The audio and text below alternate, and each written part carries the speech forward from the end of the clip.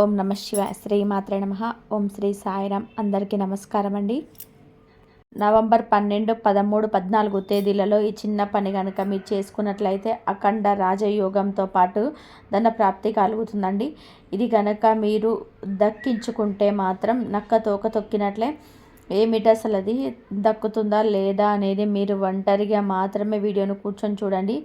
చివరి వరకు చూస్తేనే మీకు పూర్తి వివరాలు అనేవి తెలుస్తాయి. ఈ రాశి వారి గురించి క్లియర్ ఇన్ఫర్మేషన్ స్వీకరించి మీకోసం ఈ వీడియోలో క్లుప్తంగా వివరించడం జరిగింది. వీడియోలో వెళ్ళే వాళ్ళందరూ కూడా ఓం నమ శివాయ అని చెప్పి కామెంట్ చేయండి.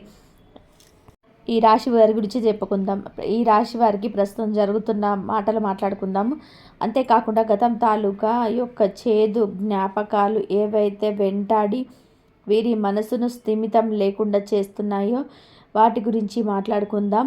అదే విధానంగా వీరికి ఏ పని చేస్తే కలిసి వస్తుందో భవిష్యత్తులో అది కూడా మాట్లాడుకుందాం. ప్రతి పాయింట్ కూడా మీకోసం మాత్రమే వివరించడం జరిగింది కాబట్టి ఎక్కడ కూడా స్కిప్ చేయకుండా జాగ్రత్తగా వినండి. అప్పుడే మీకు పూర్తి వివరాలన్నిటివి తెలుస్తాయి. ఈ రాశివారు గతంలో చాలామంది వ్యక్తులను నమ్మి మోసపోయారు. అంతేకాకుండా చాలామంది ముఖ్యంగా బంధుమిత్రులలో వీరు నా బంధువులు కదా, నాకు ఎటువంటి మోసం చేయలేరు, నేను చాలా ప్రేమ వాళ్ళకి, నేనంటే విలువ ఉంటుంది వారికి అని చెప్పే ఉద్దేశంతో వీరి సైడ్ నుంచి నా అని చెప్పి అనుకొని వారికి అవసరం వచ్చినా కానీ తీర్చరు. ఎంత డబ్బు కావాలన్నా కూడా అంత మితిమించి ఇవ్వకపోయినా కూడా చేతనైనంత సహాయం అయితే ఖచ్చితంగా చేశారు. మీరు ఇక్కడ చేసినందుకు తప్పు పట్టడం లేదు, కానీ అవసరం కోసం మాత్రమే వాడుకొని అవసరం తీరిపోయిన తర్వాత మిమ్మల్ని పక్కకు నెట్టేస్తున్నారు కదా, దానికోసం ఇక్కడ మాట్లాడుతున్నాను. ఎప్పుడైనా కానీ కష్ట నష్టాలు అనేటివి మనసులకు కాక ఇంకెవరికి వస్తాయి చెప్పండి. అలా కష్ట నష్టాలు వచ్చినప్పుడు మన బంధువులలో మనం ఒకరికొకరు సహాయం చేసుకోవాలి. ఒకరికి కష్టం అన్నప్పుడు మనం వారి కష్టాలు తీరిస్తే మనకు కష్టం వచ్చినప్పుడు వారు కూడా మన కష్టాలు తీర్చాలి. ఇది ఏదైనా అప్ప లేదా తీర్చాలనే రూల్ ఉందా అంటే అలా రూల్ లేదు, కానీ మానవత్వం అనేది ఒకటి ఉంటుంది కదా. అవతల వారికి మనం సహాయం చేసినప్పుడు మరి ఆ కష్టం నుంచి బయటపడినప్పుడు వారు పొందే ఆనందం ఏదైతే ఉంటుందో అది కృతజ్ఞత అనుకోవచ్చు కదా. అదేవిధంగా ఆ కష్టం వచ్చినప్పుడు అదే నొప్పి ఉంటుంది, అదే తీర్చాలని చెప్పి గట్టి ప్రయత్నం వాళ్ళు చేయాలని చెప్పి వాళ్ళ మనసులో కూడా అనిపించాలి కదా. మరి ఏది కూడా లేనప్పుడు ఎక్కడ బంధువులు, ఎవరితో బంధుత్వము, ఇక్కడ ప్రేమ అనే మాట కాస్కారం ఏడుంది. ఒకసారి మీరు ఈ యొక్క పాయింట్ గురించి ఆలోచించుకోండి. మీరు బంధుమిత్రులతో ప్రేమగా ఉండండి, స్నేహంగా ఉండండి, ఆప్యాయతను చూపించండి, మాటల వరకు మాత్రమే చూపించండి. అదే గనక మీరు సహాయం చేశారంటే వారికి కూడా మీకు సహాయం చేయండి. మీ సైడ్ నుంచి నా అనుకోవడమే కాదండి, అవతల వాళ్ళు కూడా నా వాళ్ళు అని చెప్పి అనుకున్నప్పుడే ఆ బంధం అనేది బలపడుతుంది. రెండు చేతులు కలిస్తేనే కదా చప్పట్లు అవుతాయి. ఎప్పుడు కూడా మీరు ఒక్కలే అనుకోవడం అనేది కరెక్ట్ కాదు. దాని పరంగా మిమ్మల్ని పిచ్చి వాళ్ళు చేయాలని చెప్పి ట్రై చేస్తున్నారు. మీరు నిజానికి ఈ రాశి వారు చాలా తెలివైన వారు. అసలు ఈ రాశి వారికి రాశిలోనే రాజత్వం ఉంటుంది. మీకు ఎవరికి కూడా లొంగరు, ఎవరు కూడా భయపడరు. అంతేకాకుండా ఎదుటి వారికి సలహాలు ఇవ్వడంలో ఎవరికి కూడా మొదటి స్థానంలో ఉంటారు. ఒక లీడర్షిప్ క్వాలిటీస్ అన్నీ కూడా ఈ రాశి వారిలో పుష్కలంగా ఉంటాయి. కానీ ఎంత పెద్ద వారైనా సరే వారి వారి దగ్గరకు వచ్చేసరికి లొంగడం అనేది కరెక్ట్ కాదండి. వారు లొంగితే మీరు లొంగండి, తప్పు లేదు, కాదనటం లేదు. అవసరం కోసం రంగును మార్చి ఊసర వెల్లులున్నారు. ఆ ఊసర వెల్లులతో జాగ్రత్తగా ఉన్నారు, ఆ జాగ్రత్త ఉండండి అని మాత్రమైతే చెప్పడం అయితే జరుగుతుంది. మీరు ఆ యొక్క గతాన్ని తలుచుకొని నన్ను వాళ్ళు ఇలా మోసం చేశారు, లేదా నా దగ్గర తీసుకొని ఇలా ఇబ్బంది పెట్టారు, లేదా నాకు వారికి మాట తేడా వచ్చింది, కనీసం మన అనుకున్న ఇది లేకుండా చేసేస్తారు అని చెప్పేసి జరిగిపోయిన దాని గురించి మీరు బాధపడద్దు. జరిగిపోయిన దాని గురించి తలుచుకుంటున్నారు. సొంత బంధుత్వాలను పక్కన పెట్టుకొని వేరే బంధుత్వం కోసం ఆరాట పడుతున్నారు. అది అస్సలు కరెక్ట్ కాదు అని చెప్పి నేను ఇక్కడ 100% కూడా చెప్తాను. ఎందుకంటే ఇది మీ యొక్క మనస్సు మీద ఎఫెక్ట్ అనేది చూపిస్తుంది. మిమ్మల్ని మానసికంగా స్థిమితంగా లేకుండా చేయాలని చెప్పి చూస్తుంది.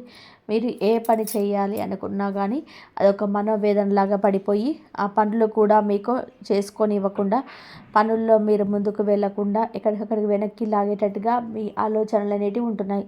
కాబట్టి ఆలోచన ధోరణి మార్చుకోండి. గతం గతః అని మర్చిపోయి ప్రస్తుతం మీతో ఎవరైతే మంచిగా ఉంటున్నారో, ఎవరైతే ప్రేమగా ఉంటున్నారో, ఎవరికి మీరు సహాయం చేసినప్పుడు వారు మీకు సహాయం చేస్తున్నారో, ఆపదలో మీ వెన్నంటే ఉంటున్నారో, మీకు తోడుగా ఉంటున్నారో, మీకు ధైర్యంగా వాళ్ళ మాటలు చెప్తున్నారో, నేనున్నానని చెప్పి భరోసాని ఇస్తున్నారో వారికి మాత్రమే దగ్గరగా ఉండండి తప్ప అనవసరమైన వాళ్ళ గురించి మాట్లాడొద్దు, పట్టించుకోవద్దు, ఆలోచించుకోవద్దు. వీరికి మనం గిట్టనప్పుడు మనం ఏ పని చేసినా కూడా అందులో తప్పు వెతుక్కుంటారండి. మెయిన్‌గా మనం ఎక్కడికి వెళ్తున్నామా, ఏం చేస్తున్నామా, మన కుటుంబ పరిస్థితి ఏంది, మన వీళ్ళేం కొనుక్కొచ్చుకుంటున్నారు, ఏమేం వాడుకుంటున్నారో, వీరికి ధనం ఎక్కడి నుంచి వస్తుంది, ఎంత ఆదాయం వస్తుంది, ప్రతిదీ కూడా వారికి కావాల్సింది. ఎందుకంటే మన మీద పడి ఏడుస్తూ ఉండాలి కదా, అదే వారి యొక్క జీవితం. సరే ఏడవనివ్వండి, భగవంతుడు ఒకడు ఉంటాడు కదా, ఏది న్యాయం ఏది ధర్మం అనేది చూసుకుంటాడు. కర్మ ఫలితం అనేది ఈ కలికాలంలో ఎప్పుడు ఎవరు ఏది చేసిన కర్మలు ఇప్పుడే అనుభవించాలి. కాబట్టి అనుభవించే టైం వచ్చినప్పుడు తప్పకుండా అనుభవిస్తారు. కాబట్టి గతం గతః అని చెప్పి మర్చిపోండి. ఇక ప్రస్తుతం గురించి మాట్లాడుకుంటే, ప్రస్తుతం మీ యొక్క మానసిక స్థితి అనేది స్టేబుల్గా లేదు అని చెప్పి చెప్పుకోవచ్చు. స్టేబుల్గా లేదు అన్న మాటకి అర్థం ఏంటంటే కనుక ఎప్పుడు కూడా మూడవుట్గా ఉండడం, ఏవేవో ఆలోచనలు మనసులో తిరుగుతూ ఉండడం, పని చెయ్యాలి అని చెప్పి మీకు బాగా శ్రద్ధ, మీరు పనిని దైవత్వంగా మారుస్తారు. మీరు చేస్తున్న వృత్తి దైవం లాగా కొలుసుకుంటారు. ఆ పని ఎంత కష్టమైనా కూడా చేస్తుంటారు. ఇక్కడ పనిని మీరు మిస్ చేసుకోవడం లేదు, కానీ పని చేసేటప్పుడు వేరే వాళ్ళ యొక్క ఆలోచనలు, వేరే వాళ్ళ గురించి ఆలోచించడం, మీ గురించి మీరు ఎక్కువగా గతంలో అంటే భవిష్యత్తులో ఏం జరుగుతుందో అని చెప్పి భయపడిపోతూ ఉండడం, మీ యొక్క బంధాలు పెంచి ఆలోచిస్తూ ఉండడం, వీటి వల్ల ఏంటంటే కనుక మైండ్ అనేది ఇప్పుడు ఒక పని చేయడానికి అలసిపోలేం కానీ ఇటు ఒక పక్క ఆలోచనలు, ఒక పనిని కంప్లీట్ చేయాలి, మరొక పని ఎదురు చూస్తుంది. ఇలా ఎన్ని ఆలోచనలు మనం ఆ యొక్క మెదడు మీద పెడితే ఏమవుతుందంటే అలసిపోతుంది మెదడు. ఈ అలసిపోవడం వలన చేసే పనుల్లో మనకి విజయం దొరకదు. ఒకటి చేయబోయి ఒకటి చేస్తుంటాము. ఆ పని ఇంకా దాని మీదనే పూర్తి ఎఫర్ట్స్ పెడితే దాన్ని ఇంకా మనం సక్సెస్ఫుల్గా చేయగలుగుతాం. కానీ పూర్తి ఎఫర్ట్స్ అనేది పెట్టలేకపోవడం వలన దాన్ని కొంచెం కొంచెంగానే, అంటే సరిగ్గా చేసి చేయనట్టుగా ఏదో చేసాంలే అన్నట్టుగా వెళ్ళిపోతున్నాయి తప్ప గతంలో మీకున్నటువంటి నేను ఖచ్చితంగా సక్సెస్ సాధిస్తాను అనే పట్టుదల అయితే మీలో ఇప్పుడు తగ్గిందండి. ఈ పట్టుదల అనేది తగ్గకూడదు. మనిషికి ఎప్పుడు కూడా, మనిషి ఆశాజీవి, ఆశ ఉండాలి. ఆశే మనిషిని ముందుకు నెట్టుకు వెళ్తూ ఉంటుందన్నమాట. అలా అని చెప్పి అతి ఆశ ఉండకూడదు. కానీ చేసే పనిలో ఆ నిర్లక్ష్యత, ఆ యొక్క దాన్ని సరిగ్గా పట్టించుకోలేని ధనము, అసలు చూద్దాంలే అనటము, అటువంటిది కరెక్ట్ కాదని చెప్పి చెప్తున్నాను అనమాట. కాబట్టి పని మీదనే ఫోకస్ పెట్టండి తప్ప వేరే వాటి గురించి, అనవసరమైన వాటి గురించి ఆలోచించవద్దు. నీ వాళ్ళు అనుకునేవారు నీతోనే ఉంటారు. పరాయి వాళ్ళు మనం ఎంత చేసినా డబ్బిచ్చి మన దగ్గరికి రప్పించుకోలేము. లేదా ఏదైనా పెట్టి మనం ఆశ చూపించి మనం వారి దగ్గర రప్పించుకోలేము. తీసుకుంటారు, మళ్ళీ రేపు ఇంకోటి కావాలంటారు, మనం ఇవ్వకపోతే మళ్ళీ వెళ్ళిపోయే వాళ్ళు. అటువంటి వాళ్ళ గురించి ఆలోచించడం అనేది కరెక్ట్ కాదు అని చెప్పి చెప్తున్నానమాట. కాబట్టి ఈ యొక్క ప్రస్తుతం రోజులలో మీరు మీ యొక్క పని మీద ధ్యాస పెట్టుకుంటూ ఆనందంగా ముందడుగు వేయండి. మీకు ఈ చిన్న పని చేస్తే అఖండ రాజయోగం అని చెప్పి చెప్పాను కదా. ఆ చిన్న పని ఏంటంటే కనుక అఖండ రాజయోగం అని చెప్పాను కదా.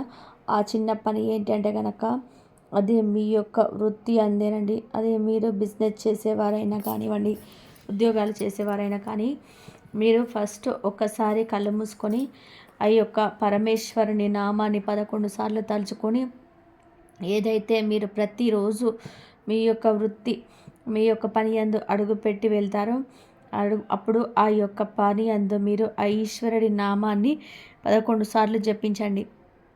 ఎందుకంటే ఏ గ్రహాన్నైనా కూడా శాసించే శక్తి ఆ పరమేశ్వరుడికి ఉంది. అంతేకాకుండా మీకున్నటువంటి జాతక దోషాలను కానీ, ఏలినాటి శని దోషాలను కానీ, అర్ధాష్టమ శని దోషాలను కానీ, ఎటువంటి నరదిష్టిని అయినా కూడా ఆ ఈశ్వరుడు పటాపంచలు చేయగలుగుతాడు. ఆయన మూడవ నేత్రంని తెరిస్తే ఏదైనా భస్వం అయిపోవాల్సిందే. బోలా శంకరుడు ఆయన. మనం అడిగితే ఏది కూడా కాదనలేడు. కాకపోతే మన మనస్సు అనేది పవిత్రంగా ఉండాలి. మన ఆలోచన అనేది ఎదుటివారికి హాని చేయకుండా ఉండాలి. మన మాట తీరు అనేది ఎదుటివారిని నొప్పించకుండా ఉండాలి. మన పని మనం కష్టపడుకుంటూ చేసుకుంటూ వెళ్ళిపోవాలి. మీరు మీ పని చేసేటప్పుడు 11 సార్లు ఈశ్వర నామాన్ని 11 సార్లు పఠించి తర్వాత మీరు ఆ పనిలో చెయ్యి పెట్టండి. ఖచ్చితంగా ఈ విధంగా చేసి మీరు 11 రోజులు తేడా చూడండి. మీ యొక్క జీవితంలో అద్భుతం జరుగుతుంది. మీరు చేస్తున్న పనిలో సక్సెస్ అనేది లభిస్తుంది. మీరు ఎక్కడ కూడా తప్పుదారి పట్టకుండా, ఎక్కడ నష్టపోకుండా, ఎటువంటి నష్టం మీకు కలగకుండా, ఎటువంటి ఆలోచితమైన మీ యొక్క మెదడులోకి రాకుండా ఈశ్వరుడు కాపాడుతూ మీ మనస్సుని మీకు సున్నితంగా ఉంచుతారు. మీరు చేస్తున్నటువంటి పనిలో మీరు ₹1 పెట్టిన దగ్గర ₹10 కలిసి వచ్చేలా చేస్తాడు. మనం కొండంత కష్టపడుతున్నాం అన్నది చూసుకోకూడదు. ఎప్పుడైనా మనిషి కష్టపడుతూనే ఉంటాడు. ఎంత కష్టపడినా కూడా ఒక టైం అనేది రావాలన్నమాట. ఆ టైం అనేది మీకు ఇప్పుడు రాబోతుంది. ఈ టైంని మీరు ఉపయోగించుకోవాలి. ఆ గోరంత అదృష్టం అండి. ఆ గోరంత అదృష్టం అనేది దక్కించుకుంటే మనిషి మాత్రం చాలా అంటే చాలా అదృష్టవంతుడిగా మారిపోతాడు.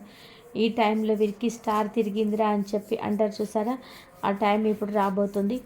ఈ టైంలోనే మీకు అఖండ రాజయోగం కలుగుతుంది, ధన ప్రాప్తి కలుగుతుంది అనమాట. ఇక చూసే వాళ్ళందరూ కూడా నోరెళ్ళబెట్టాల్సిందే.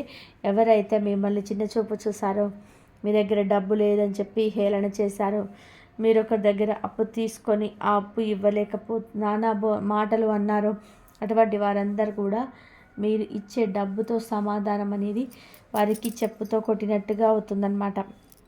కాబట్టి ఈ యొక్క అనుకూలమైన సమయాన్ని సద్వినియోగపరచుకోవడం అనేది మీ చేతుల్లోనే ఉంటుంది. అది దక్కుతుందా లేదా అనే ఆలోచన మీకొద్దు.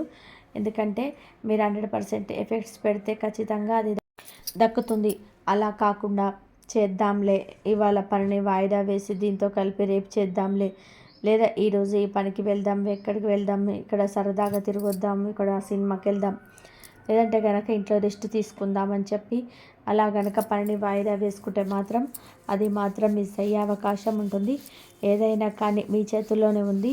అదృష్టం అంటే అదృష్ట కాలం కలిసి వస్తుంది. కాబట్టి ఈ యొక్క సమయంలో మీరు దక్కించుకోవడం అనేది నిజంగా అది మీ మీదనే ఆధారపడి ఉంటుంది. లక్ష్మీదేవి తలుపు కొట్టినప్పుడు తలుపు తీసి ఆహ్వానించాలి తప్ప ఆ తలుపు మనం తీయకుండా పరధ్యానంలో ఉన్నామనుకోండి, వెళ్ళిపోతుంది తల్లి లక్ష్మీదేవి. కాబట్టి మీరు స్పృహలో ఉండండి, చాలా సరిపోతుందన్నమాట.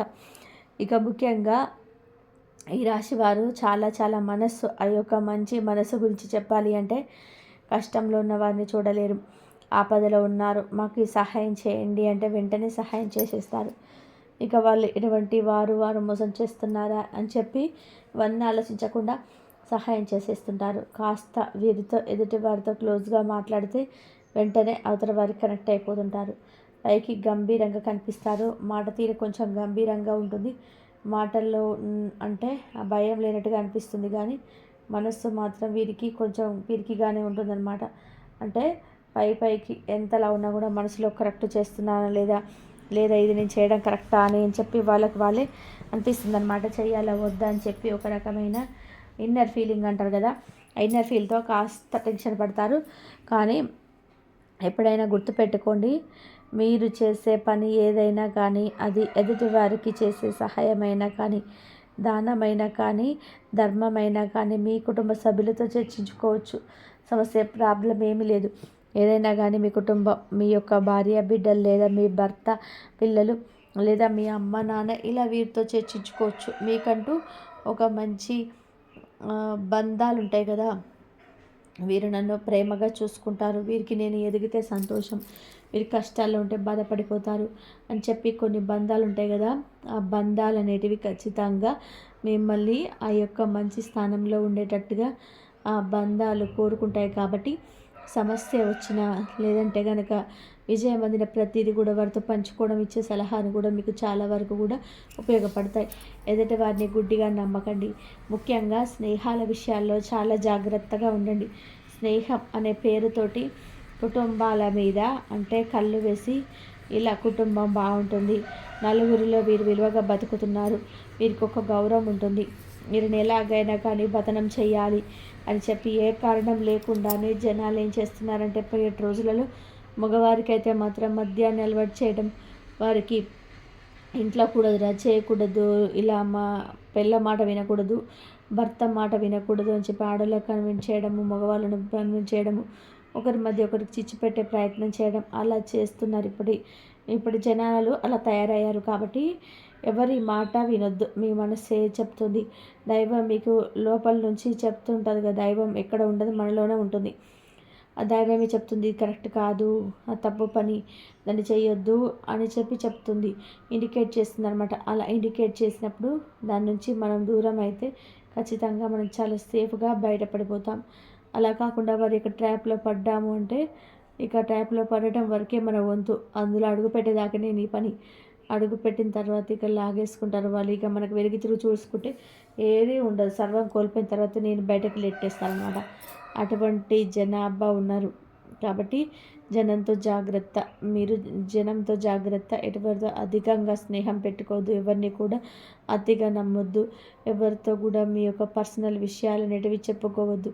ఎవరితోనైనా కానీ ఏంటి అంటే ఏంటి, బాగున్నావా అంటే బాగున్నా, ఏం చేస్తున్నావు అంటే ఏం చేస్తున్నావు, ఇలా పై మాటలే ఉండాలి తప్ప వారి గురించి మీరు తెలుసుకోవాలని చెప్పి ప్రయత్నించొద్దు. మీ గురించి వారికి తెలియపరచాలని చెప్పి ప్రయత్నించొద్దు. కాబట్టి లైఫ్ అనేది చాలా చిన్నది. మనం ఎంత సంతోషంగా ఉండగలుగుతామా, మన గురించి మనం ఎంత శ్రద్ధ తీసుకుంటామా, మన గురించి మనం ఎంత పట్టించుకుంటామా, మనం ఆరోగ్యం బాగుండడానికి ఏమి వండుకొని తింటామా, ఇలా వీటి గురించి ఆలోచించుకుంటూ మీ ఆరోగ్యాన్ని మీరు చూసుకుంటూ మిమ్మల్ని మీరు గౌరవించుకుంటూ మనసుని ఎప్పుడు కూడా ప్రశాంతంగా ఉంచుకోవాలి. టెన్షన్స్ అనేటివి రానివ్వద్దు మైండ్లోకి.